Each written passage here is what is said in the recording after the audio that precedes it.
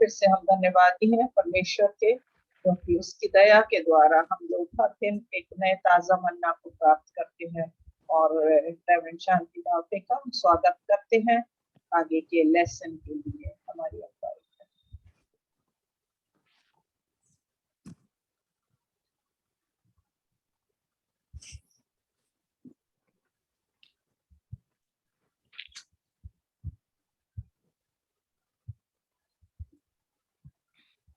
कि उसके वचन से सीखने के लिए उसने हमें एकत्रित किया है।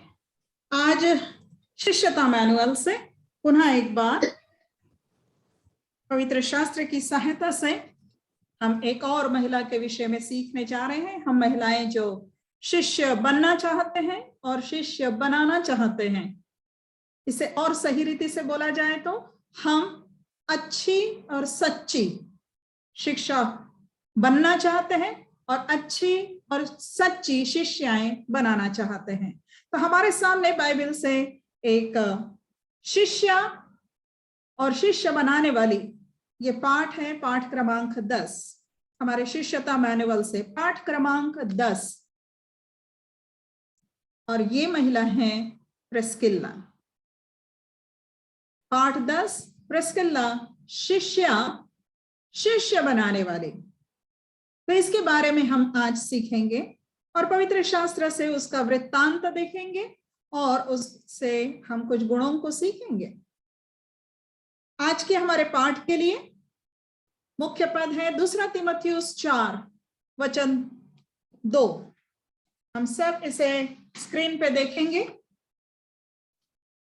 लिखा है 2 तीमुथियुस 4:2 में, तू वचन को प्रचार कर, समय और असमय तैयार रहे, सब प्रकार की सहनशीलता और शिक्षा के साथ उल्हाना दे और डांट और समझा। तो ये जो हमारे लिए पद है, जो पौलुस जो एक प्रथम पीढ़ी का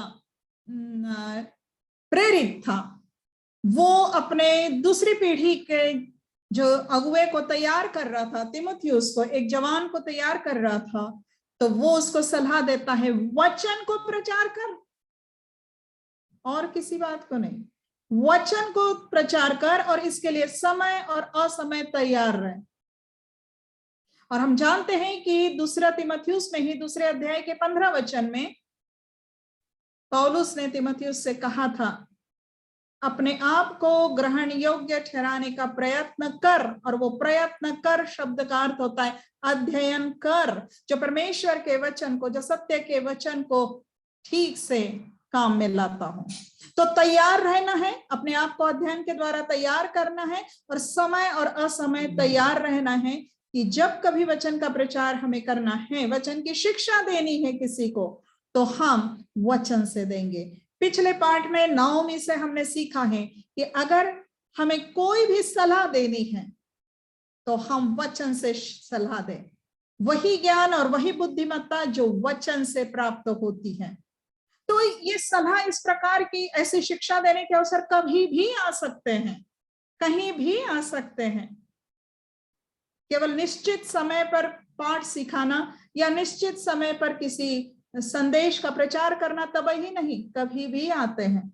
चलते फिरते, उठते बैठते अपने घर में, अपने जिनको सिखा रहे हैं उनको हमें कभी फोन पे, कभी किसी तरह से व्यक्तिगत रीति से हमें तैयार रहना है, वचन से तैयार रहना है। फिर कहता है सब प्रकार की सहनशीलता, सहनशीलता सब प्रकार की, हर परिस्थिति में सहनशीलता और शिक्षा, ये दोनों हमारे साथ होनी चाहिए। और हमें उल्हाना भी देना है, जो गलत है उन्हें वो गलत है ये बताना है, डांट भी देना है प्रेम के साथ और समझाना भी है। तो प्रियो, ये है शिष्य बनाने के लिए आवश्यक बातें जो बाइबल में बताई गई हैं। इसको हम अपना मुख्य पद रखेंगे और ऐसे जो पद है जो हमें सिखाने वालियों को तैयार करते हैं, वचन के प्रचार जो करना चाहते हैं उन्हें तैयार करने के लिए ऐसे जो पद है वो हम रट कर रखें। हमारी प्रिस्किल्ला जो है वो हमें बाइबल में कहाँ कहाँ मिलती है? तो प्रेरितों के अध्याय, प्रेरितों के काम, प्रेरितों इसके काम, इस पुस्तक में अध्याय 18 वचन 1 से 26 में हमें प्रिस्किल्ला मिलती है। इसमें से मुख्य रीति से हम जहां प्रिस्किल्ला और उसके पति अक्विला का उल्लेख आएगा वो हम वचन 1 से 4, वचन 11, 18 से 19 और 24 से 26 इन वचनों में मुख्यतः देखेंगे। फिर प्रिस्किल्ला का ही वर्णन हमें 3 और जगह मिलता है। वो पहला कुरिन्थियों 16 इसके 19वें पद में, रोमियो 16 वचन 3 से 5 में, और दूसरा तीमुथियुस 4 और 19 में। तो इस प्रकार से हमें प्रिस्किल्ला का वर्णन मिलता है। हम क्या करेंगे, सबसे पहले हम प्रिस्किल्ला के बारे में वचन से पढ़ लेंगे, है ना। तो आप बाइबल भी खोल सकते हैं मुख्यतः, क्योंकि हमारा पाठ प्रेरितों के काम अध्याय 18 पर मुख्यतः आधारित है, तो उसे आप खोलकर रख सकते हैं।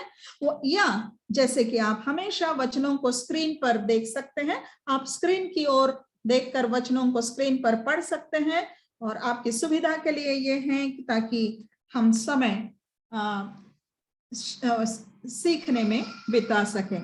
तो सबसे पहले हम प्रेरितों के काम 18 वचन 1 से 4 पढ़ते हैं, और जब हम पढ़ते जाएंगे तो स्क्रीन की तरफ भी देखिएगा इसके पहले कि हम दूसरे वचन में जाएं, क्योंकि हम इसमें ही अभी से कुछ खोजना शुरू करेंगे कि इससे हमें प्रिस्किल्ला के जीवन के बारे में क्या जानकारी मिलती है।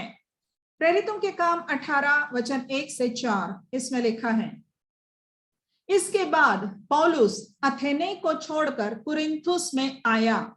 मुझे बताने दीजिए यहाँ पर कि पौलुस अपनी दूसरी मिशनरी यात्रा पर निकला हुआ है, उस दौरान की यह घटना है। तो लिखा है, इसके बाद पौलुस अथेने को छोड़कर कुरिन्थुस में आया, और वहां मतलब कहा, कुरिन्थुस में उसे अक्विला नामक एक यहूदी मिला जिसका जन्म पुन्तुस में हुआ था।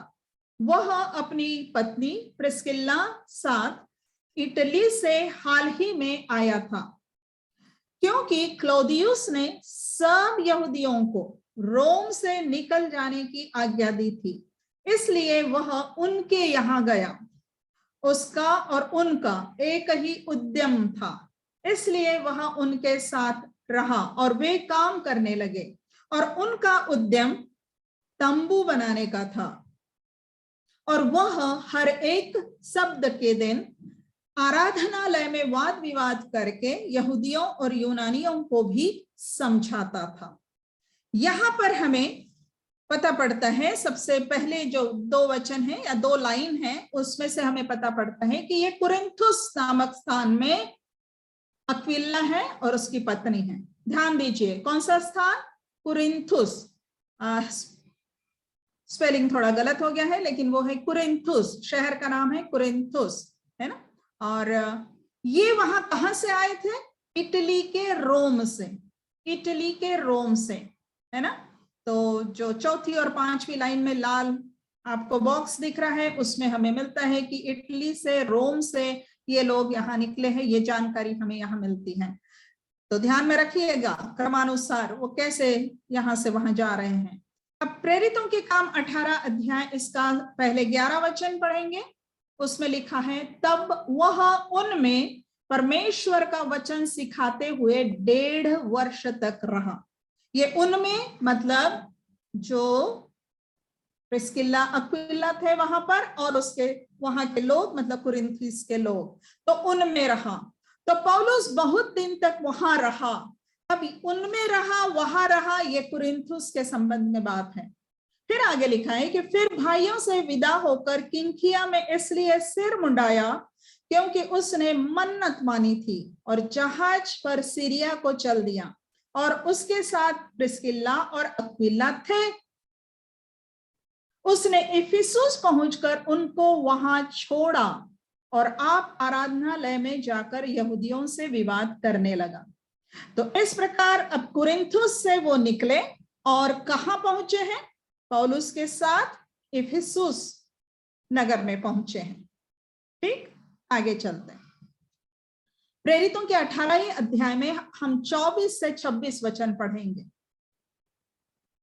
इस प्रकार लिखा है, अपुल्लोस नामक एक यहूदी जिसका जन्म सिकंदरिया में हुआ था, जो विद्वान पुरुष था और पवित्र शास्त्र को अच्छी तरह से जानता था, इफिसुस में आया।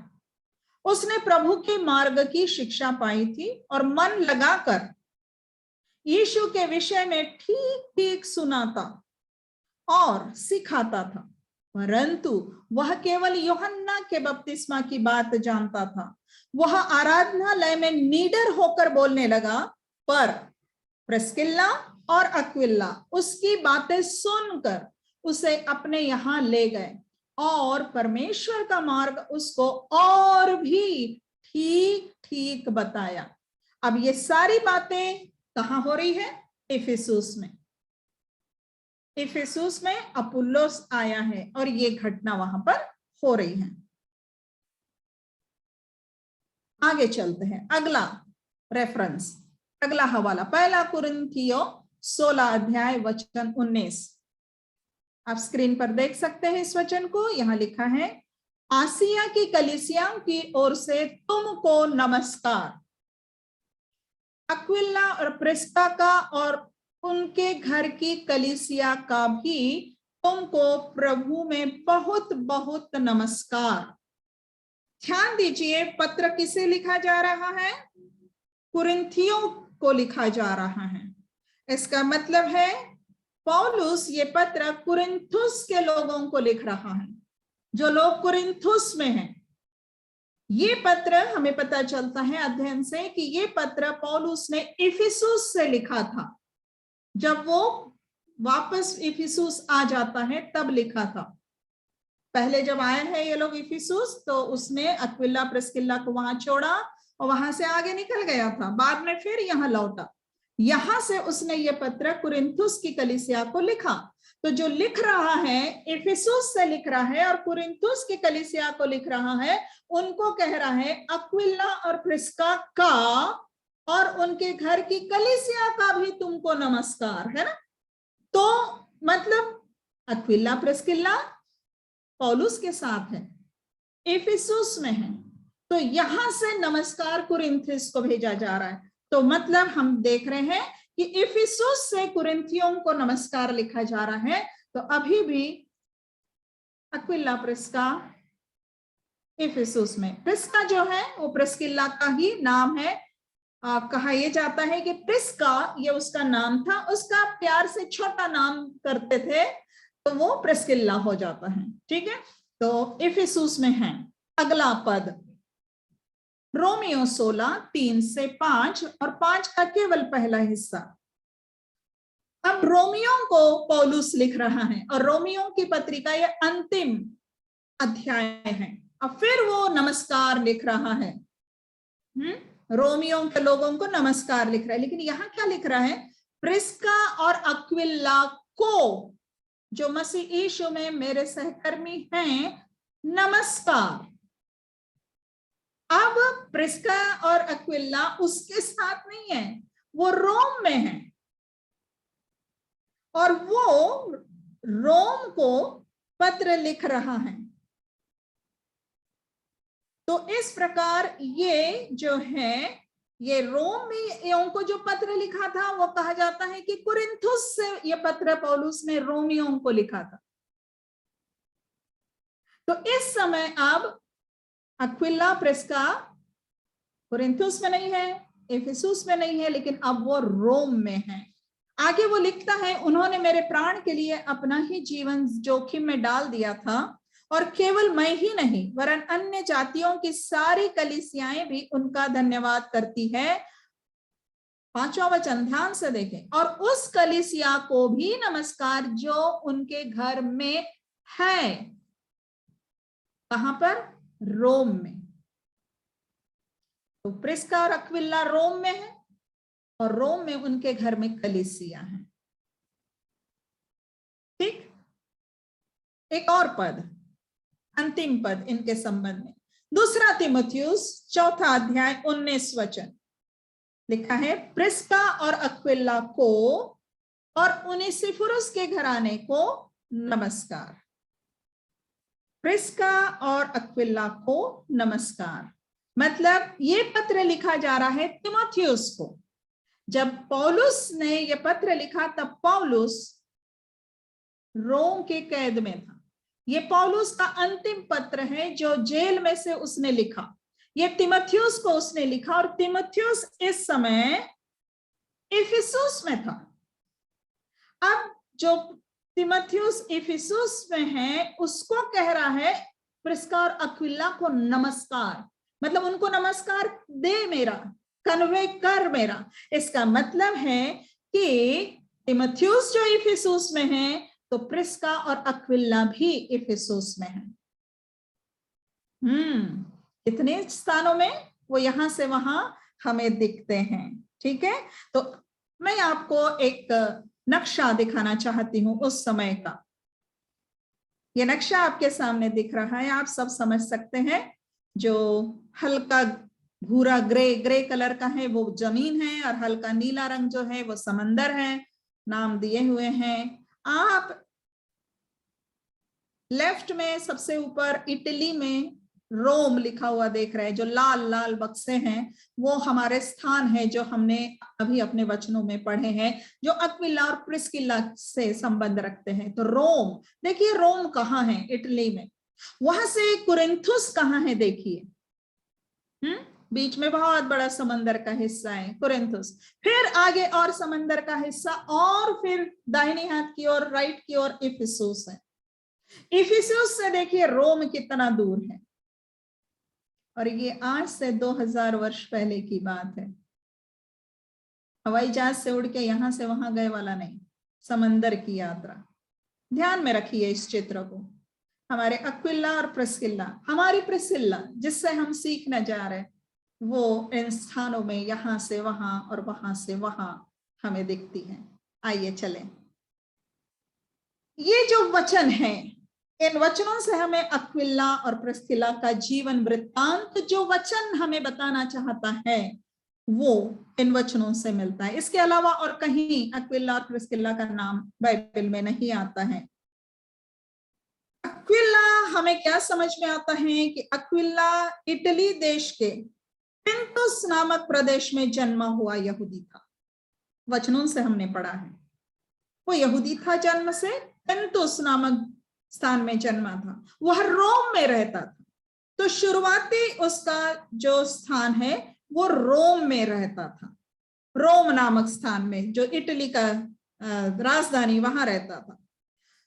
कहा गया है कि वचन में कि जब क्लौदियस नामक रोमी सम्राट ने यहूदियों को रोम से निकल जाने की आज्ञा दी, यह लगभग ईस्वी 52 का समय था, ये हमारे पाठ में बताया गया है। उस दौरान यहूदियों को रोम छोड़ देने की आज्ञा दी सम्राट ने, और उस समय अक्विला और प्रिस्किला को वहां से निकलना पड़ा। चित्र को ध्यान से देखें तो दूर हमें दिखता है, ऐसा लगता है कि मकान जलाए जा रहे हैं, लोग अपने सामान लेकर निकल रहे हैं। आपको नहीं लगता है कि ऐसा ही कुछ यूक्रेन में कुछ दिखाया जा रहा था? तो समझ लीजिए ये इनको देश निकाला हुआ है, रोम से निकल रहे हैं। रोम देखा हमने मैप में, कहाँ दिखा भी हमको? वहां से निकाल दिए गए हैं।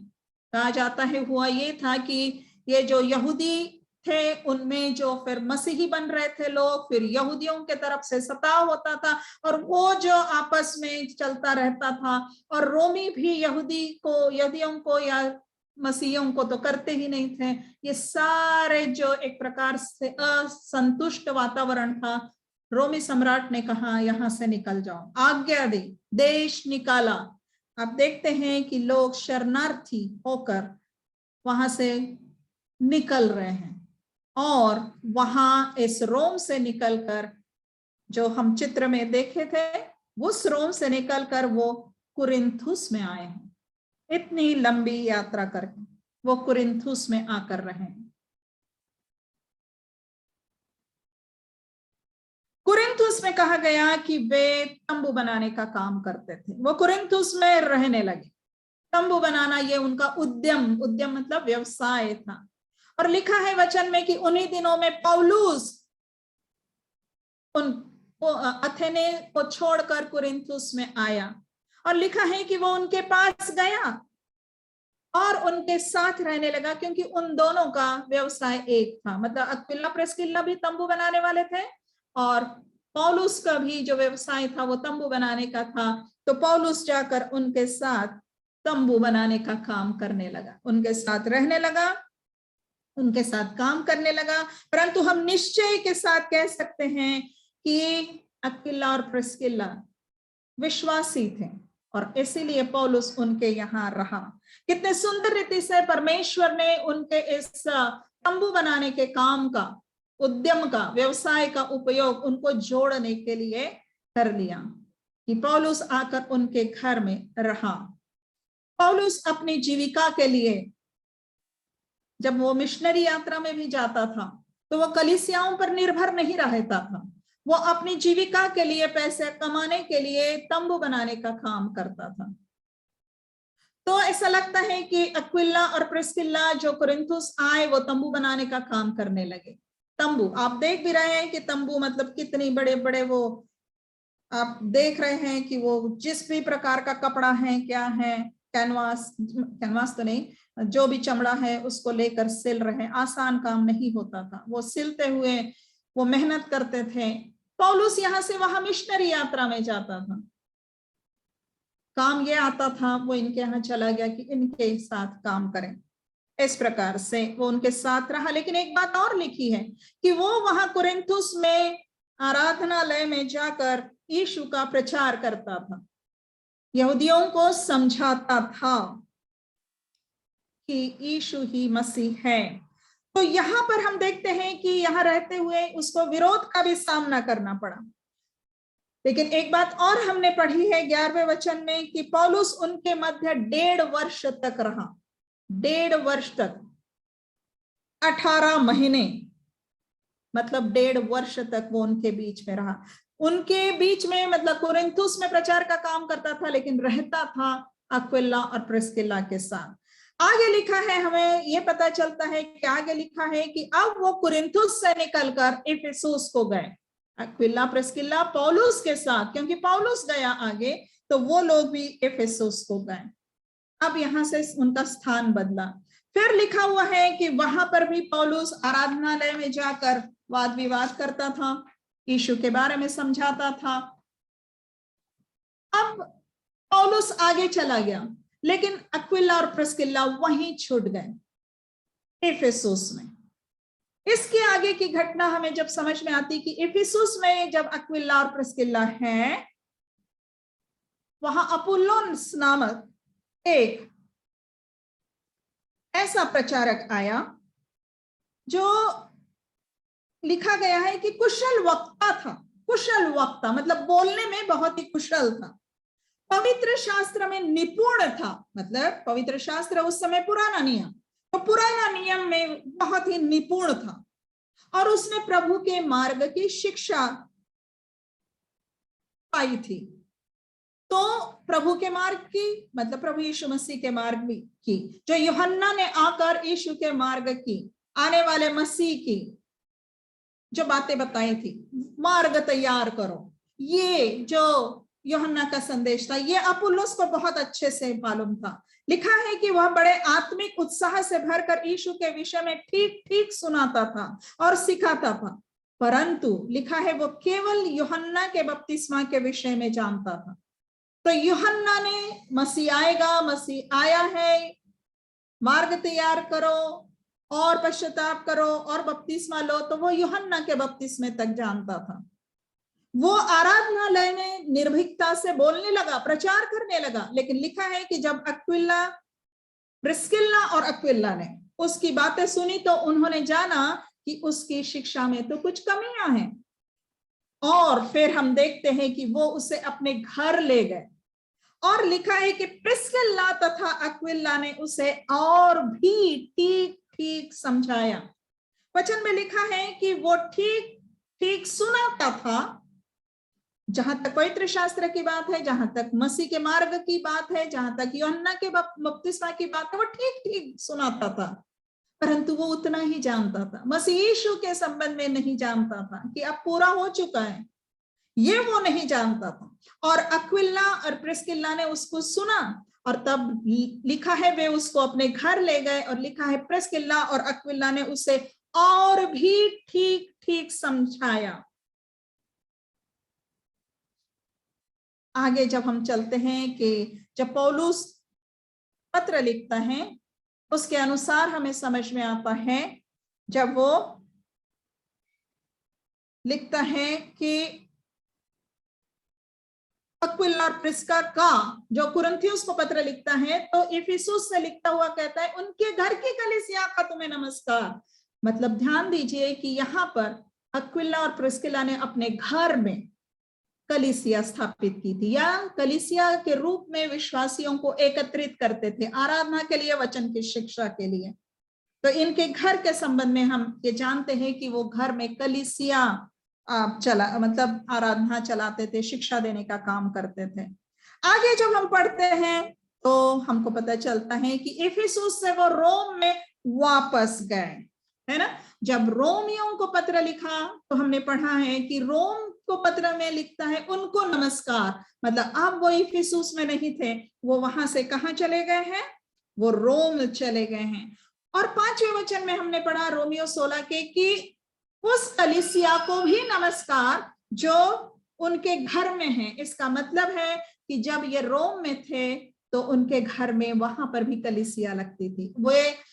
वे वो दिन थे जब कलीसिया भवन नहीं थे, चर्च बिल्डिंग्स नहीं थी, विश्वासियों के घर में ही मिला करते थे शिक्षा के लिए, प्रार्थना के लिए, शिष्यता की शिक्षा लेने के लिए, आराधना के लिए।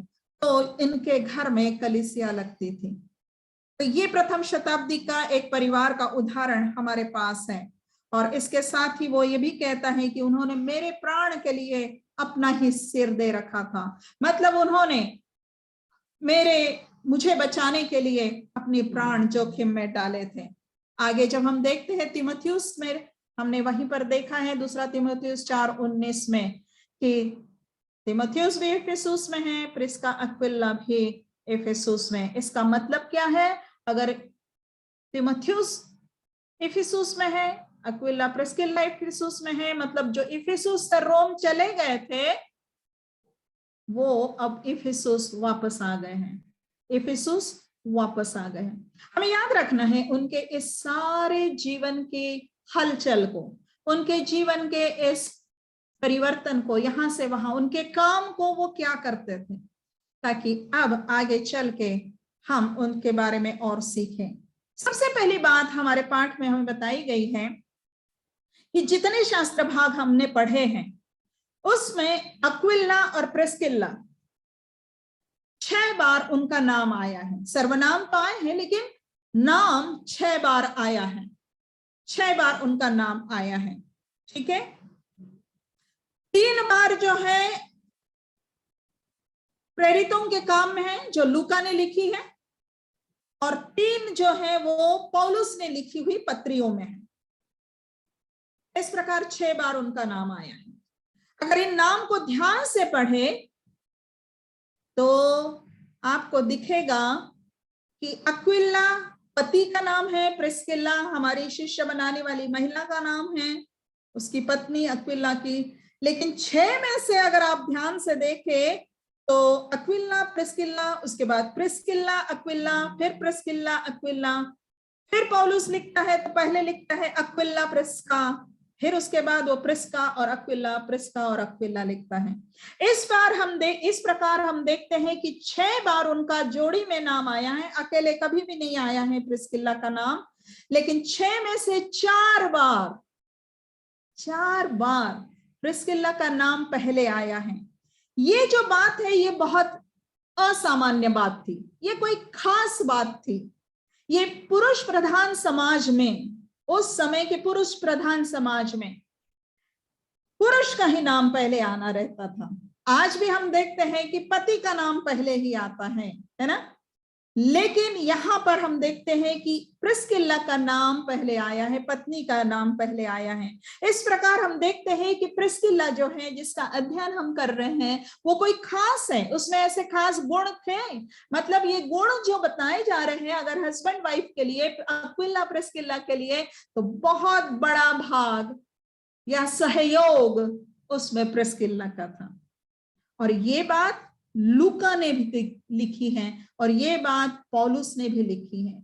ये बात लूका ने भी नोटिस की, लूका ने भी इसको महत्व दिया, तो 3 में से केवल एक बार नाम लिखा अपने अक्विला का, पहले फिर दूसरी बार प्रिस्किल्ला प्रिस्किल्ला। पौलुस अक्विला का एक ही बार पहले नाम लिखा, फिर प्रिस्का का। मतलब पौलुस ने भी जान लिया था, ध्यान दिया था प्रिस्का खास है। और इस प्रकार से हम देखते हैं कि प्रथम कलीसिया में ये एक खास महिला थी। अब उसके गुणों को देखते हैं और समझ जाएंगे हम कि प्रथम कलीसिया में भी महिलाएं कुछ खास थी, कुछ महिलाएं खास थी और हम उससे सीखना चाहेंगे। हम सीखना चाहेंगे उससे 6 गुण जो हमें पता चलता है कि प्रिस्किल्ला शिष्य बनाने वाली परिश्रमी कार्यकर्ता थी। ये सीखने के लिए ये पूरा जीवन सीखना और ध्यान से सुनना हमें बहुत जरूरी है। जब हमने उसको सब जान लिया है, अब क्रमानुसार नहीं लेकिन उससे जो विशिष्ट गुण मिलते हैं उनको हम देखेंगे। एक परिश्रमी कार्यकर्ता, और जब हम उसको देखेंगे तो हम अपने लिए भी सीखेंगे और परमेश्वर का वचन हमें सिखाएगा कि हम भी शिष्य बनाने वाली परिश्रमी कार्यकर्ता कैसे बने। पहला गुण प्रिस्किल्ला के जीवन से, पहला गुण, शिष्य बनाने वाली को परमेश्वर के वचन का अध्ययन करना और उसमें बने रहना चाहिए। ये गुण हमको प्रिस्किल्ला के जीवन से मिलता है। शिष्य बनाने वाली को परमेश्वर के वचन का अध्ययन करना और उसमें बने रहना चाहिए। प्रियो, ये बात स्पष्ट है कि प्रिस्किल्ला और अक्विला दोनों समर्पित मसीही थे। परमेश्वर ने अपनी योजना में उनके तंबू बनाने के व्यवसाय का उपयोग उन्हें पौलुस को जोड़ने के लिए किया था, पौलुस से जोड़ने के लिए किया था।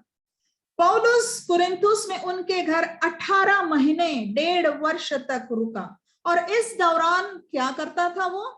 वो वचन सुनाता था, वचन की शिक्षा भी देता था। इसका मतलब है वो तंबू बनाने का भी काम करते थे, वचन की शिक्षा भी लेते थे, आराधनालय में भी जाकर पौलुस की शिक्षा को सुनते थे। और इस प्रकार से समझ लीजिए कि ये 18 महीने उनके लिए, प्रिस्किल्ला और अक्विला के लिए वचन की शिक्षा के ये समय था। और इसके बाद हम देखते हैं, जैसे कि हमने देख लिया है कि अक्विला और प्रिस्किल्ला, बल्कि प्रिस्किल्ला और अक्विला अपुल्लोस को सिखाने के योग्य बन गए और वहां पर प्रिस्किल्ला का नाम पहले आता है। इसका मतलब वो एक पहली थी जो शायद उसे समझाने के लिए आगे थी अपुल्लोस को। इस प्रकार प्रिस्किल्ला जो पहले एक शिष्या थी, वह वचन सीखने वाली थी, शिष्या थी, सीखने वाली थी और बाद में वो वचन सिखाने वाली बन गई, शिष्य बनाने वाली बन गई। प्रिस्किल्ला की सेवकाई इस बात का प्रमाण है कि वह, मतलब प्रिस्किल्ला, मसीह के वचन में निरंतर बनी रही। जो वचन की शिक्षा उसने पौलुस से पाई थी वो उसमें बनी रही, वो सचमुच मसीह की शिष्या बनी। क्योंकि हम जानते हैं कि प्रभु ने कहा है यूहन्ना 8:31 में, यदि तुम मेरे वचन में बने रहोगे तो सचमुच मेरे चेले ठहरोगे। तो प्रियो, शिष्य बनाने वाली स्वयं एक शिष्या होती है और जीवन भर परमेश्वर के वचन की विद्यार्थिनी होती है, स्वयं वचन सीखने वाली होती है। अब मैंने सीख लिया, अब तो मैं सिखाने वाली बन गई, ऐसा नहीं होता है। वचन इतना गहरा है, वचन इतना समृद्ध है कि इस पृथ्वी पर के सबसे लंबे उम्र के व्यक्ति के लिए भी वचन का अध्ययन करना संभव नहीं है, पूरे वचन का अध्ययन करना। तो हमें जीवन भर परमेश्वर के वचन का अध्ययन करते रहना है, हमें स्वयं वचन सीखने वाली होना है।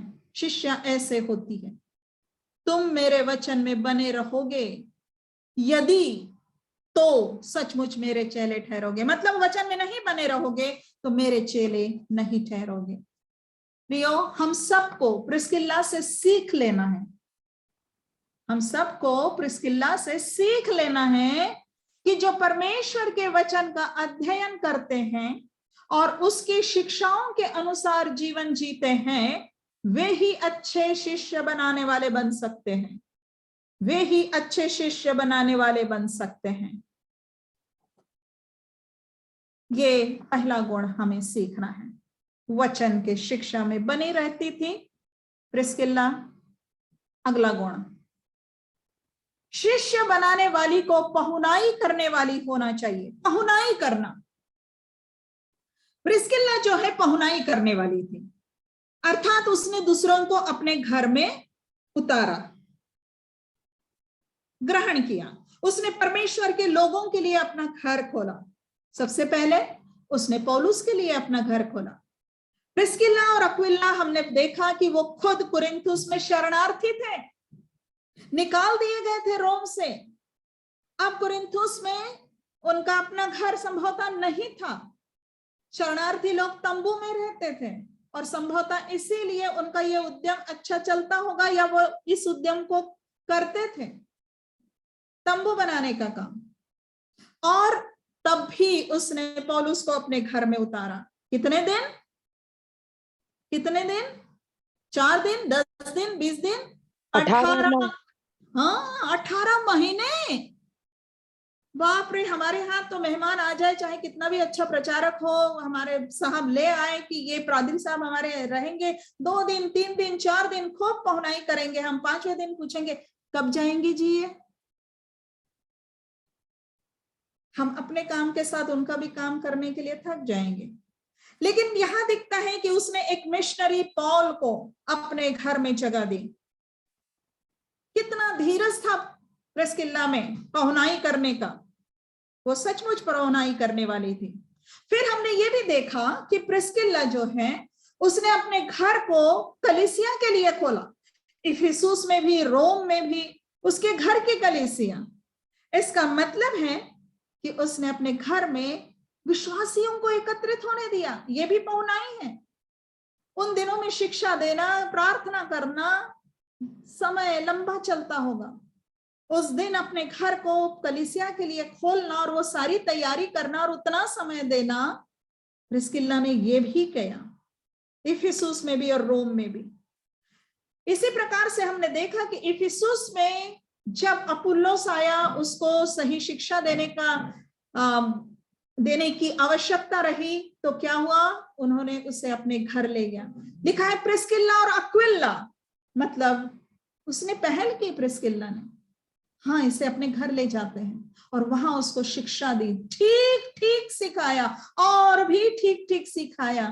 तो 5 मिनट, 10 मिनट, आधे घंटे में वो सिखाने का काम नहीं हुआ होगा, कुछ तो घंटे लगे होंगे, संभवतः वहीं बिताई होगी रात। उसने अपना घर किसी को शिक्षा देकर वचन में मजबूत करने के लिए उपयोग में लाया।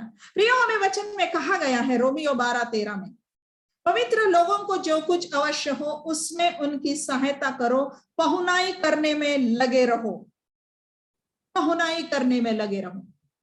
यहां पर रिश्तेदारों की पहुनाई करने की बात नहीं चल रही है, लेकिन पहुनाई करने के बारे में हमें सीखना है कि पहुनाई करना साधारण दयालुता से बढ़कर है।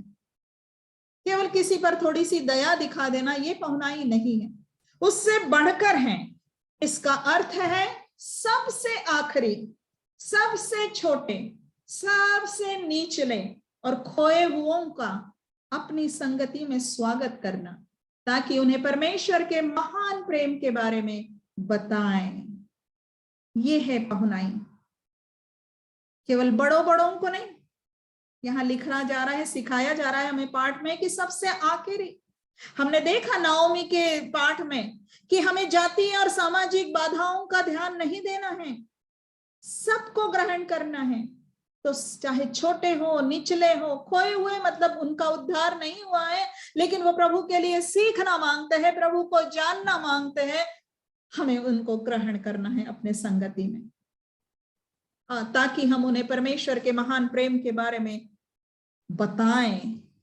प्रियो, पहुनाई करने का उद्देश्य, इस पहुनाई करने का उद्देश्य प्रभु यीशु मसीह के महान आदेश को पूरा करना है, ताकि औरों के साथ मिलकर अपने घर में आराधना करें तथा शिष्यों को शिक्षा और सलाह देने की सुविधा हो सके। हम महिलाओं को सिखा रहे हैं शिष्य बनाओ, शिक्षा दो, कहां जाओगे? हमें मांग नहीं करनी है कि अभी हमें एक बड़ा सा कमरा बना दो कोई, या कलीसिया में हमें कोई एक अलग से रूम बना दो। जी नहीं, हम जहां हैं वहां, अपने घर में हो या उनके घर में हो, हम शिक्षा देने का काम करने के लिए एकत्रित हो। जब हम दूसरों के साथ मिलते हैं, इस तरह से एकत्रित करते हैं, ये पहुनाई करने का काम होता है।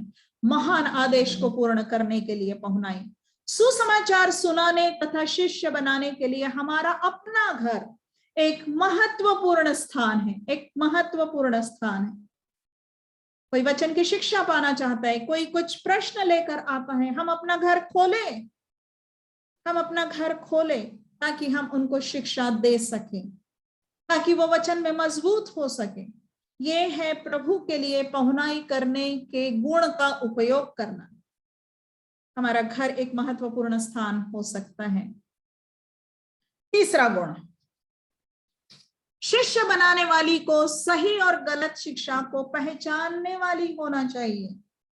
अब हमें शिक्षा देना है, वचन को प्रचार कर, लेकिन उसके लिए हमको खुद को शिष्य बनाने वाली को सही और गलत शिक्षा को पहचानने वाली होना चाहिए।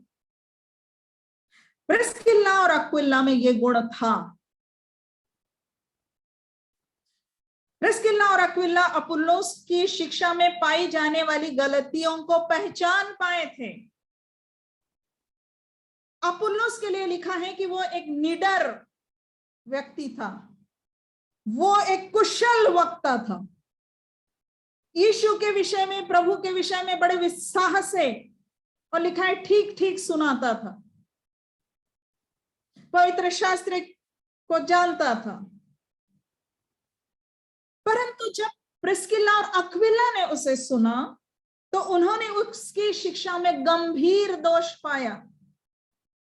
वो मात्र यूहन्ना के बपतिस्मा तक के ही जानता था। इसका अर्थ है कि प्रभु यीशु मसीह में जो उद्धार का कार्य पूर्णतः पूरा हो गया है, जो केवल विश्वास के द्वारा अनुग्रह से उद्धार देने की बात करता है, उसके बारे में वो नहीं जानता था। इसका मतलब है उसे सत्य पूरी रीति से नहीं मालूम था। आपको क्या लगता है, प्रिस्किल्ला क्यों ये बात समझ पाई होगी कि उसकी शिक्षा में गलती है? क्योंकि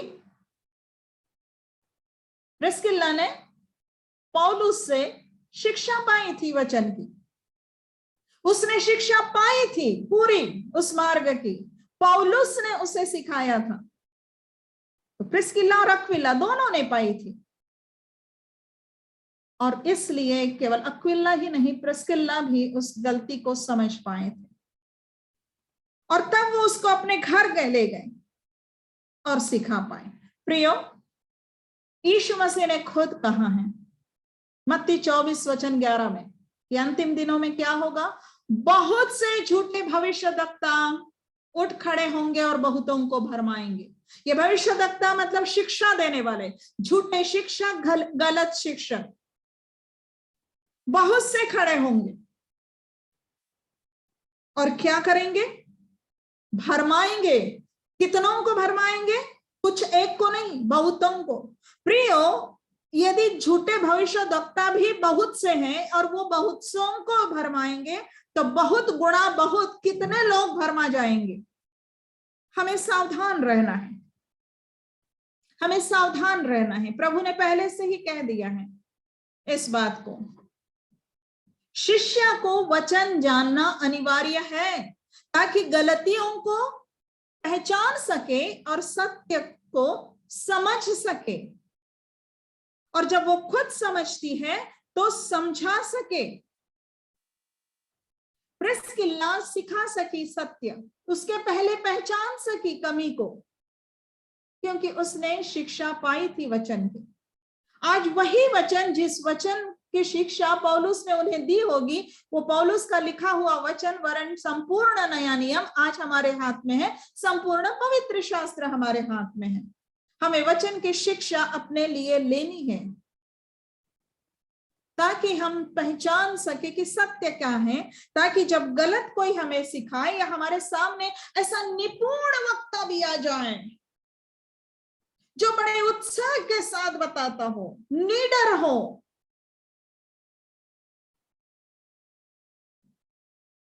लेकिन अगर गलत सिखा रहा है तो हमें समझ में आ जाए।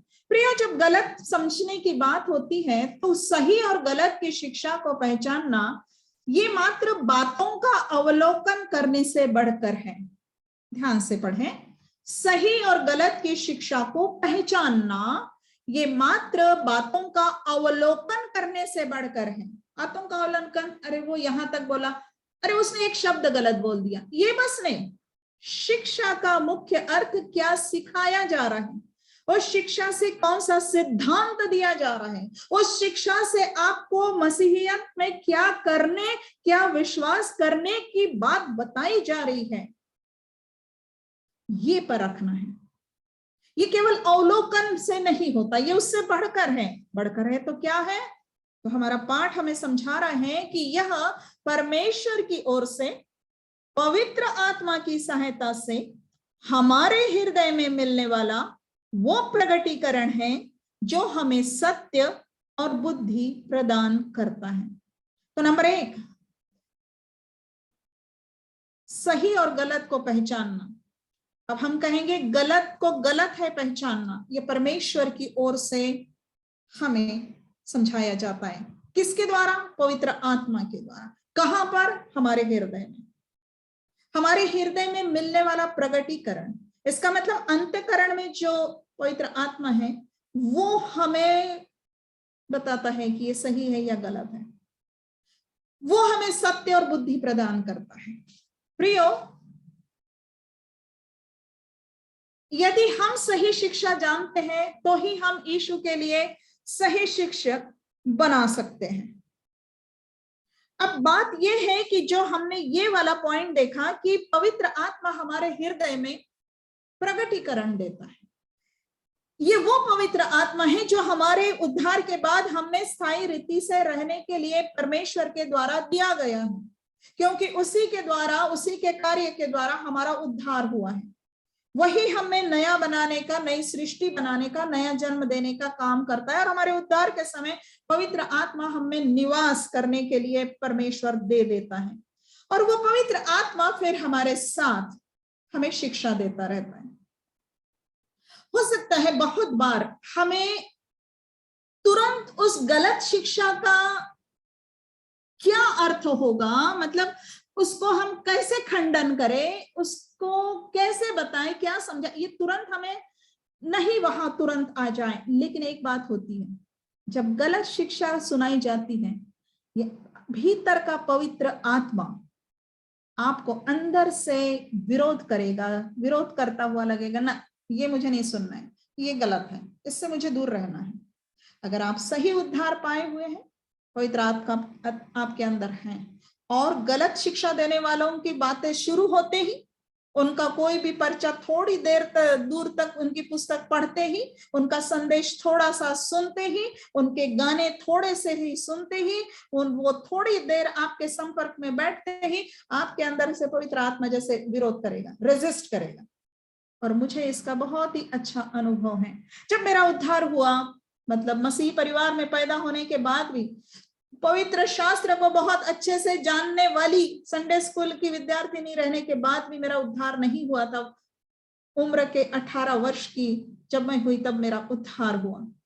और जब उस नए जीवन में प्रभु के साथ, वचन के साथ चलना मैंने शुरू किया, तो उसके बाद जब मैं अपने स्थान से एक बड़े शहर नागपुर में आई, तब मैं लगभग 20 वर्ष की ही थी। और एक दिन हमारे घर, मैं अपने भाई के घर में रहती थी नागपुर में, 2 महिलाएं चली आई। ये शहर की ये बातें, ये सब मुझे तब इतना परिचित नहीं था। मैं परतवाड़ा नामक एक छोटी सी जगह में रहने वाली कन्या, लेकिन नया जन्म पाई थी, उद्धार हुआ था, और परमेश्वर का पवित्र आत्मा उद्धार के साथ सबको मिलता है, वही मुझे भी मिला हुआ था। ये 2 महिलाएं आकर बहुत अच्छे से, हम मसीही है करके, सुंदर सी सफेद सी साड़ियों में आके, हम आपको कुछ समय बिताना चाहते, प्रार्थना करना चाहते, बैठे। तो मेरे माता पिता के साथ मैं भी उनके साथ बैठी। लेकिन जब वो बैठे थे, उनके साथ समय शुरू होते ही मुझे अंदर से कुछ लगने लगा, नहीं नहीं नहीं। लेकिन मैं नहीं समझ पा रही थी ये क्या है। वो एक बार चली गई, कहे हम 2 दिन के बाद फिर आएंगे, वो फिर आई, लेकिन इस बीच उन्होंने जो पेपर, जो पुस्तक पतली सी मुझे दी थी, उसको थोड़ा सा पढ़ने के बाद ही मुझे समझ में आया कि ये जेहोवा विटनेस नामक गलत, झूठी शिक्षा की प्रचारिका है। और जब वो दूसरी बार आई तो मैंने स्पष्ट उनसे कहा, ये मुझे नहीं चाहिए, आप मुझे नहीं चाहिए, आपकी शिक्षा मुझे नहीं चाहिए, क्योंकि आप जो सिखा रहे हैं वचन वैसा नहीं सिखाता है। वचन के विरुद्ध आप सिखा रहे हैं, वचन ये सिखाता है।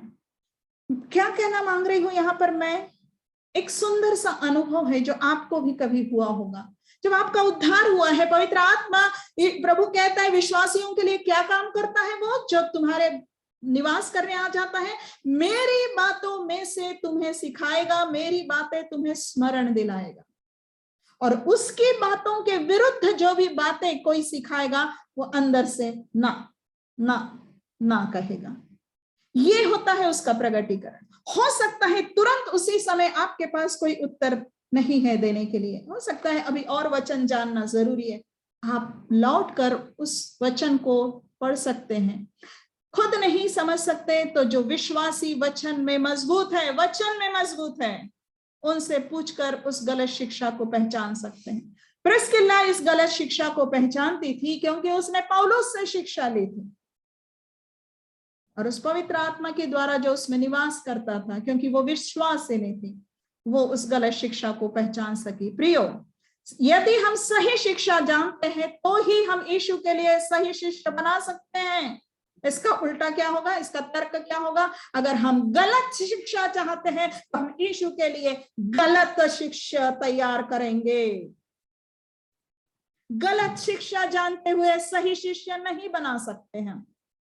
गंभीर बात है, बहुत बड़ी जिम्मेवारी है, किसी के आत्मा की जिम्मेवारी है, किसी के अनंत जीवन का निर्भर करना है आपके ऊपर जब आप सिखाने वाले बनते हो। लेकिन डर और भय मत करिए, हम बिरिया जैसे लोग बन जाए, मत डरिए कि मैं सिखाने वाली जा रही हूँ, अब कैसे करूं, गलत होगा। नहीं होगा, बिरिया के लोगों के जैसे बन जाइए। बिरिया के लोग कैसे थे? बिरिया के लोग, लिखा है प्रेरितों 17:11 में, ये लोग तो थिस्सलुनीके के यहूदियों से भले थे, और उन्होंने बड़ी लालसा से वचन ग्रहण किया और प्रतिदिन पवित्र शास्त्रों में ढूंढते रहे कि ये बातें इस प्रकार है या नहीं। बस आप अपना समर्पण ऐसे कर दीजिए, वचन की शिक्षा पाने के लिए पवित्र शास्त्र में खोजते रहिए, खोजते रहिए। गलत शिक्षकों के ओर वही लोग चले जाते हैं, नंबर एक, या तो वो अस्थिर होते हैं वचन में, और पवित्र आत्मा का जो रेजिस्ट करना होता, विरोध होता है अंदर से, गलत है बाबा, गलत है, गलत है, ये जो पवित्र आत्मा बोलता है, कोई सिखाता भी है कि बाबा ये गलत है, तो वो उस तरफ नजरअंदाज कर देते हैं। नहीं, हमें अच्छी लग रही, भाई बहुत अच्छा बता रहा है, वो निपुण है, वो बहुत बड़ा है, बहुत फॉलोअर्स है उसके। बोला तो है ना प्रभु ने, बहुत से भविष्यद्वक्ता झूठे, और बहुतों को भरमाएंगे, तो झूठे भविष्यद्वक्ताओं के अनुयायी बहुत ही होंगे। बहुत नंबर देख कर नहीं जा रहे हैं हमें उसके पीछे, इसलिए हमें भी सिखाया जा रहा है, शिक्षा लीजिए, छोटे छोटे समूहों में सिखाइए। हम जितनी शिक्षा यहाँ पर दे रहे हैं, आपके सामने वचन लाकर वचन से दे रहे हैं। आप भी वचन को सीखिए, डरिए मत, वचन को सीखेंगे, वचन आपको भर देगा, परमेश्वर का पवित्र आत्मा आपको और सिखाता जाएगा। लगन से सीखिए, बस बने रहिए, मैं सही शिक्षा के साथ बनी रहूंगी।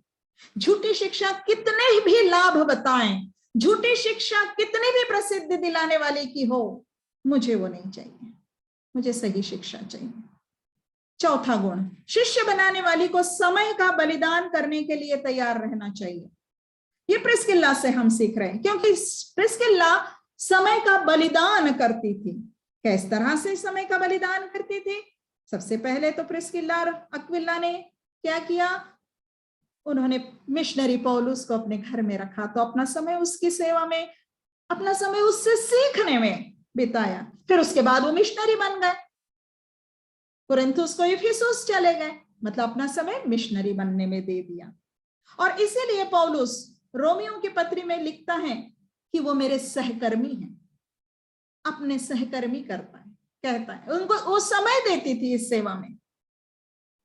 वचन सीखने के लिए, कलीसिया को अपने घर में एकत्रित करने के लिए। ये जो अक्विला प्रिस्किल्ला थे, इन्हें अपने तंबू बनाने का काम रोकना पड़ता होगा, तो समय देते होंगे, ये समय निकाल कर उधर देते होंगे, और इसी सब समय देने के द्वारा वो ये सारी सेवकाई कर पाए।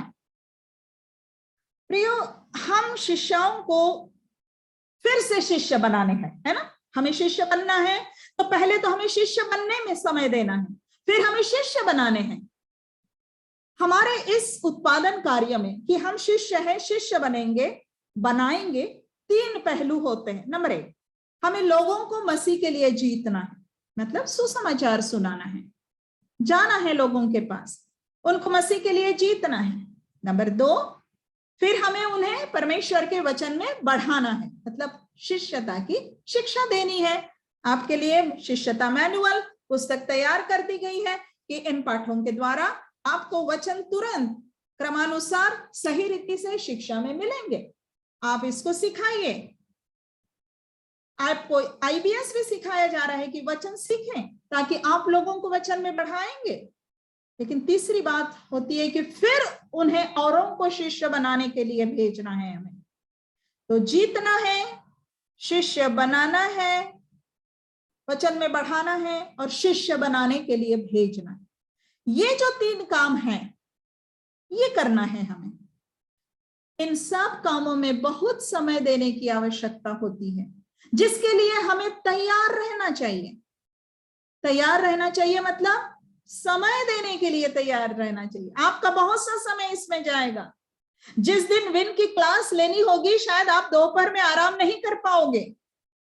उस दिन खाना आप जो आधा घंटा लगाते हो खाने के लिए, वो 5 मिनट में खा के खत्म करना पड़ेगा। आपको समय देना पड़ेगा सिखाने के लिए, आपको समय देना पड़ेगा सीखने के लिए। मसीह के कार्य के लिए हमें अपने समय का बलिदान करना होगा। हम अक्विला और अपनी प्रिस्किल्ला जो उसमें आगे हैं, उससे यही सीखते हैं। 5वां गुण, शिष्य बनाने वाली को कष्ट सहने के लिए तैयार रहना चाहिए। कष्ट सहना है। प्रिस्किल्ला ने कैसे कष्ट सहे? आइए हम प्रिस्किल्ला के कष्टों को फिर से एक बार देखते हैं। प्रिस्किल्ला को हम इतना महान महत्व दिया गया देखते हैं कि पौलुस भी उसका नाम पहले लिखता है। प्रेरितों के काम पहली कलीसिया का इतिहास है, उसमें प्रिस्किल्ला का नाम अपने पति के आगे। मतलब प्रिस्किल्ला कष्ट सहने में भी आगे थी। कैसे कैसे कष्ट सहे? नंबर 1, हमने ये देखा है प्रियो, है ना, कि रोम से कुरिन्थुस, कुरिन्थुस से इफिसुस, इफिसुस से रोम, रोम से इफिसुस, एक स्थान से दूसरे स्थान तक उन्हें जाते रहना पड़ा। परंतु अपने जीवन के हर अलग अलग स्थान में वे अलग अलग व्यक्तियों के सहायक बने। स्थिर ठिकाना नहीं था। संभवतः एक बार अपना घर संभवतः छूटा होगा तो बस घूमते ही रहे। हर स्थान को उन्होंने हर बार, हर अवसर में अलग अलग आवश्यकताओं के अनुसार बहुत ही उत्साह के साथ लोगों की सहायता की। उन्होंने नहीं कहा कि अब स्थिर घर जब हो जाएगा ना, तब मैं सेवकाई करूंगी, जब मैं रिटायर हो जाऊंगी तब मैं करूंगी। जो समय बीत गया, निकल गया आपके हाथ से, उसके लिए आप पछता के कुछ नहीं होना है। बात यही, अब जो समय है उसको मत जाने दीजिए। अब आपको रिटायरमेंट का समय मिला है, अब आपको अपना घर मिला है, अब सेवकाई में लग जाइए। ये हर बार अलग अलग लोगों के लिए उत्साह से काम किए। यूं कहिए कि वे स्थानांतरण को, यहां से वहां जाने को, हर बार बार बार एक जगह से दूसरी जगह जाने को अपने लिए परमेश्वर की बुलाहट समझते थे।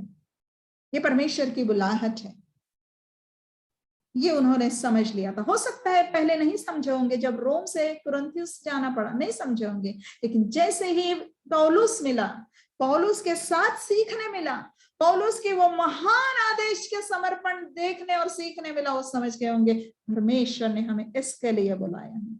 हम जब समझ जाए अपनी बुलाहट को, तब समझ जाए, और जहां जहां गए प्रिस्किल्ला और अक्विला वहां वहां अपनी जिम्मेवारी को निभाते थे। ये सब में ये आसान नहीं था प्रियो, ये आसान नहीं था यहां से वहां जाना, कष्ट था ये, और उन्होंने कष्ट सहा सेवकाई में। दूसरी बात उनके कष्ट को समझते हैं कि प्रिस्किल्ला और अक्विला इस बात में भी कष्ट उठाते थे कि जबकि शिष्य बनाने की सेवकाई में लगे हुए थे तो वे अपनी जीविका के लिए तंबू बनाने का काम भी करते थे। हमने देख लिया तंबू बनाने का काम आसान नहीं था, वो करते थे अपनी जीविका के लिए, तंबू बनाते थे, इस कार्य को वो करते थे। ये छोटी सी मशीन में बैठ कर टक टक टक टक टक चलाकर बन जाए तंबू, ऐसा नहीं था, ये मेहनत का काम होता था, समय लगता था। एक तंबू बनने में कितना समय लगता होगा, तब बेचते होंगे जब पूरा हो गया और तब उनको धन मिलता था अपनी जीविका के लिए। लेकिन वो उसकी चिंता नहीं करते थे कि 2 दिन की जगह 5 दिन लगेंगे पूरे होने के लिए, वो अपना समय सेवकाई में देते। ये कष्ट था प्रियो, ये उनकी जो तंबू बनाने की सेवकाई है, और पौलुस भी यही काम करता था। ऐसे लोगों को नया नियम से सीख कर तंबू बनाने वाले सेवक कहा जाता है, टेंट मेकर्स। इसका मतलब जो अपनी जीविका के लिए कुछ भी काम करते हैं, छोटा बड़ा, नौकरी, ऑफिसर हैं या व्यवसाय है, कुछ भी, लेकिन प्रभु की सेवा करते हैं। मतलब वेतन लेकर प्रभु की सेवा नहीं करते हैं, लेकिन अपने उपजीविका के लिए खुद मेहनत से कमाते हैं और प्रभु की सेवा निस्वार्थ रीति से करते हैं। आज भी हमें तंबू बनाने वालों की आवश्यकता है। बात यह नहीं कि ऐसे सेवकों की आवश्यकता नहीं है जो इस तरह की संस्थाओं में काम करते, वो एक अपना अलग स्थान है। उन्हें भी इस तरह से तैयार रहना है कि अपने निश्चित समय से आगे अधिक खर्च होकर सेवा करना है। और तंबू बनाने वालों की आवश्यकता है, अर्थात ऐसी मसीही महिलाओं की और पुरुषों की आवश्यकता है जो अपने भरण पोषण के लिए कुछ व्यवसाय या नौकरी करते हुए सुसमाचार प्रचार तथा शिष्य बनाने की सेवकाई करेंगे। आज आपने अपने अलग अलग समय में आप लोगों ने प्रकट किया है कि आप अब इस कार्य को करना मांगते हैं खुद होकर, और विन यही सिखाना मांगता है, विमेन्स इम्पैक्ट नेटवर्क। आप अपने समय में अपना कार्य करते हुए इस शिष्य बनाने की सेवकाई को कीजिए। आप तंबू बनाने वाले सेवक अर्थात पौलुस और प्रिस्किल्ला और अक्विला के समान टेंट मेकर्स कहलाएंगे। तीसरा जो हम उनके कष्टों को देखते हैं, रोमियो के 16वें अध्याय में 3 और 4 वचन में पौलुस क्या कहता है, उनके बारे में लिखता है, प्रिस्का और अक्विला को जो यीशु में मेरे सहकर्मी हैं नमस्कार। प्रिस्का और अक्विला को जो यीशु में मेरे सहकर्मी है नमस्कार। उन्होंने मेरे प्राण के लिए अपना ही जीवन जोखिम में डाल दिया था। एक अनुवाद में लिखा है अपना ही सिर दे रखा था, डाल दिया था। निश्चय ही एक ऐसे जगहों की बात है ये जहां पौलुस का विरोध करके हुए उसके प्राण को खतरा होता था, उसके जीवन को खतरा होता था। तब प्रिस्किल्ला लिखा, देखो वचन में प्रिस्का का नाम पहले है, इसका मतलब प्रिस्का आगे होती थी पौलुस को बचाने के लिए। दोनों ने मिलकर, चाहे दोनों हो, पति पत्नी हो या अकेले हो या महिलाओं के समूह में हो, हमारा गुण होना चाहिए कि हम सेवकाई के लिए अपना प्राण भी जोखिम में डालेंगे। चाहे प्रचारकों को बचाने का अवसर मिले, चाहे विश्वासियों को बचाने का अवसर मिले, चाहे सेवकाई में अपना प्राण जोखिम में डालने का मिले। ये कष्ट इन दोनों ने सहे, प्रिस्किल्ला ने सहे। हम मसीह यीशु के शिष्यों को क्लेशों की आशा करनी चाहिए। हमारा पाठ हमें सिखाता है कि हमें क्लेशों की आशा करनी चाहिए। क्लेश आएंगे ही। सेवकाई में जीवित रहने के लिए क्लेशों को सहने की आत्मिक तैयारी आवश्यक है। क्लेशों को सहने की आत्मिक तैयारी क्या है प्रियो? इन वचनों को ध्यान में रखें। फिलिपियों 1:29 लिखा है, क्योंकि मसीह के कारण तुम पर यह अनुग्रह हुआ है कि ना केवल उस पर विश्वास करो परंतु उसके लिए दुख भी उठाओ। ये नहीं कह रहा है कि तुम पर यह अनुग्रह हुआ है कि तुमने विश्वास किया है तो तुमको दुख नहीं आएंगे। वचन कहता है यह अनुग्रह हुआ है कि ना केवल विश्वास करो परंतु विश्वास करो, उसके लिए दुख भी उठाओ।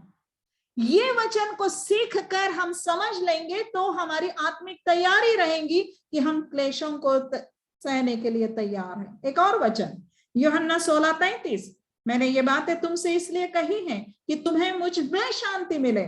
संसार में तुम्हें क्लेश होता है परंतु ढाढ़स बांधो, मैंने जग संसार को जीत लिया है।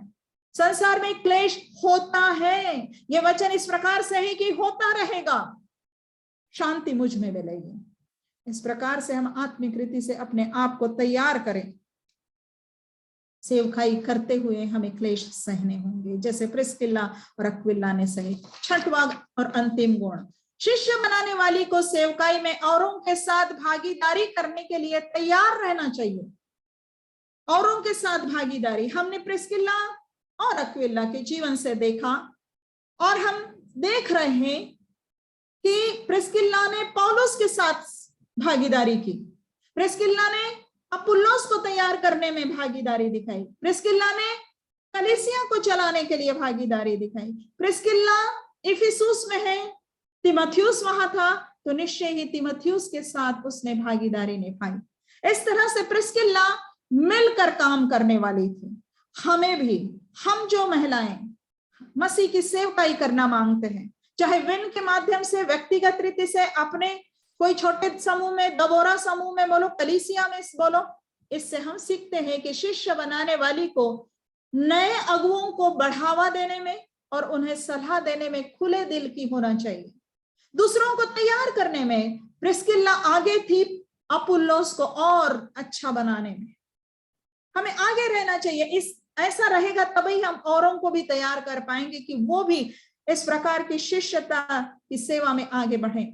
उसे नए अगुओं की सफलता से ईर्ष्या नहीं करनी चाहिए।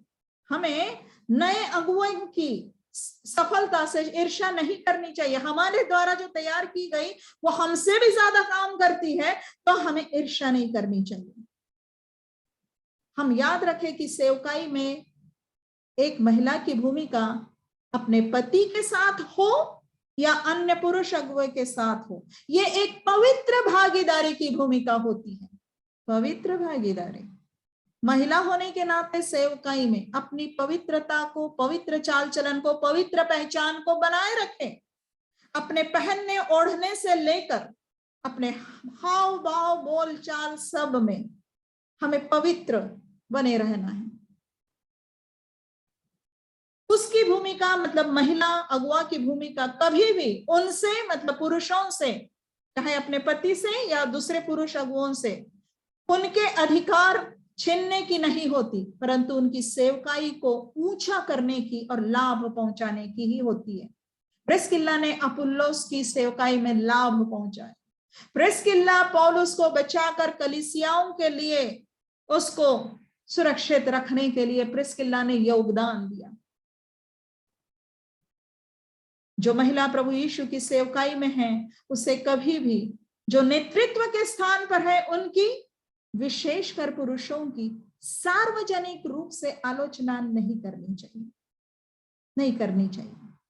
हम अपने आप को इस तरह से बचा कर रखें। यही होता है जब हम सामने जाकर कुछ भी बातें करते हैं, इसी को कहा गया है कि चुप रहे। शिष्य बनाने के काम में एक दूसरे का साथ, सहयोग तथा भागीदारी करना एक ऐसा तरीका है जिससे हम परमेश्वर का प्रेम प्रदर्शित करते हैं और प्रकट करते हैं कि हम मसीह की देह के अंग हैं। सहभाग, ये छठवां गुण है, साथ मिलकर काम करो, सहयोग दो एक दूसरे को। हम परमेश्वर के प्रेम को प्रकट करते हैं और प्रकट करते हैं कि हम मसीह के।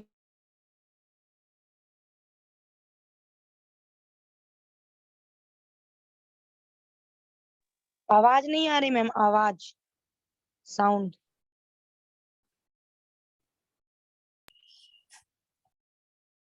पौलुस ने इस बात पर बल दिया है कि मसीही सेवा में काम करने वाले हम सब एक दूसरे के सहकर्मी हैं। हाँ, यहां तक कि हम सब परमेश्वर के सहकर्मी हैं। हम परमेश्वर के सहकर्मी हैं। 1 कुरिन्थियोस 3:9। हम परमेश्वर के सहकर्मी हैं प्रियो, हम परमेश्वर के सहकर्मी हैं। प्रिस्किल्ला परमेश्वर की सहकर्मी ठहरी। प्रिस्किल्ला का नाम कलीसिया के इतिहास में अपने पति के आगे लिखा गया, पत्रियों में पति के नाम के आगे लिखा गया। विशिष्ट थी वो पवित्र भागीदारी में, पवित्रता से वचन के प्रति वफादार रहते हुए सही शिक्षा में बनी रही। प्रियो, आपको एक तरफ ये जो हर गुण के लिए दिखाने के लिए जो मैंने रंग लिया है, वो रंग इस तरह से क्रमानुसार दिख रहे हैं। ये रंग को अगर देखें तो ये इंद्रधनुष के रंग है। इंद्रधनुष मिलकर, संपूर्ण 7 रंग मिलकर जो धनुष्य बनता है, रेनबो। रेनबो 7 रंग जो प्रकाश के होते हैं, 7 रंग मिलकर सफेद रंग बनता है। एक स्वच्छ, शुद्ध, पवित्र, स्फटिक जैसी स्वच्छ सेवकाई इन गुणों के द्वारा होती है। पहला गुण, परमेश्वर के वचन का अध्ययन करना, वचन में बने रहना, सही और गलत की शिक्षा को पहचानना, सही सिखाना, पहुनाई करने में लगे रहना, महान आदेश को पूरा करने में पहुनाई, समय का बलिदान करना, शिष्य बनाने में कष्ट सहना, कष्टों में भी सेवकाई करना, सेवकाई में औरों के साथ भागीदारी करना, और इन सब के साथ मिलकर याद रखना हम परमेश्वर के सहकर्मी हैं। प्रियो, इस तरह से हमारी सेवकाई, जैसे 7 रंग मिलकर एक सफेद रंग मिलता है, बनता है, इसी तरह से हमारी सेवकाई एक स्वच्छ, शुद्ध, समर्पित, ग्रहण योग्य बनेगी। प्रिस्किल्ला आज हमें यही सिखाती है। मान लो इसमें से एक गुण नहीं है, नहीं है वो दूसरा गुण। क्या था वो दूसरा गुण? सही और गलत को पहचानना। मान लो वो है ये नहीं हम में, अब वो नहीं है तो हमको याद भी नहीं आ रहा है शायद वो कौन सा गुण है। क्या ये संपूर्ण सेवकाई होगी? क्या ऐसे अधूरे रंगों से एक सफेद पूर्ण रंग बनेगा? शायद ये रंग भी नहीं है हमसे, वो भी चला गया। अब नहीं है तो पता भी नहीं क्या था वो, पता नहीं। हाँ, वो था कि समय का बलिदान करना। अगर इस तरह से हमारे अधूरे हैं तो एक संपूर्ण सेवकाई नहीं बनेगी। अरे एक और चला गया, ये भी नहीं है हमें, ये संपूर्ण सेवकाई नहीं है, संपूर्ण सेवकाई नहीं है ये। प्रिस्किल्ला हमें बताती है कि अगर हमें परमेश्वर के सहकर्मी बनना है तो हमें ये 7 गुण होना चाहिए, 7 गुण होना चाहिए। और अगर कुछ गुणों की कमी है तो परमेश्वर के सहकर्मी नहीं है, नहीं है। आइए हम अपने आप को समर्पित करें प्रिस्किल्ला के समान परमेश्वर के सहकर्मी बनने के लिए। प्रार्थना का समय, समर्पण का समय। कोई जिसे भी लगता है कि आज मुझे समर्पण करना है, आज मैंने सीखा है मैं इस पर चलूंगी, जिसे भी लगता है प्रार्थना करें, प्रार्थना में अगुवाई करे कोई एक। हाँ जी, विसामती प्रभु मयीशु के नाम साथी धन्यवाद देती आज के दिन के लिए, धन्यवाद देती प्रभु जी सुंदर समय के लिए। प्रभु जी धन्यवाद देती प्रभु जी, आज मैं अपना समर्पण करती हूँ प्रभु जी। धन्यवाद देती हूँ प्रभु जी, मैं अपना समय प्रभु जी तेरी संगति में बिताऊंगी, मैं आपके लिए समय दूंगी प्रभु जी। मैं आपका वचन प्रभु जी और तक बांटूंगी प्रभु जी। ऐसा अनुग्रह दे प्रभु जी। पवित्र आत्मा मेरी सहायता कर प्रभु जी, की आत्मा में होकर प्रभु जी कई नई आत्मा को प्रभु जी आपके राज्य में लाने वाली हो सके प्रभु जी। धन्यवाद देती प्रभु जी, एक अनुग्रह हुआ है प्रभु जी कि हम आपकी संगति में बने हैं प्रभु जी। धन्यवाद देती प्रभु जी, आपका वचन कहता है जो जो दिन आते देखो प्रभु जी, निकटता ना छोड़ो प्रभु जी। धन्यवाद देती है प्रभु जी, संगति, ये प्रेम, तेरे अनुग्रह के लिए प्रभु जी। धन्यवाद देती प्रभु जी, तो अपने वचन से हमें भर दे प्रभु जी, और विश्वास में प्रभु जी हम दृढ़, मजबूत और स्थिर रहने पाए प्रभु जी। हर मन को बहकाने वाली आत्मा को भी मैं यीशु के नाम से दूर हो करती हूँ प्रभु जी। उन देना कैसी भी कठिन परिस्थिति हो प्रभु जी, हम कैसी भी अवस्था में भी रहे प्रभु जी, लेकिन हमेशा प्रभु जी हम आपको धन्यवाद देने वाले हो सके।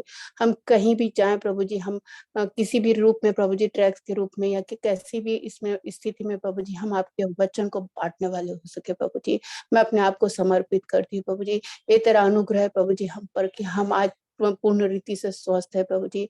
धन्यवाद देती हूँ प्रभु जी, शिष्यता की प्रभु जी, ये जो टीचिंग हम ले रहे हैं प्रभु जी, और लोगों तक हम बांटने वाले हो सके प्रभु जी।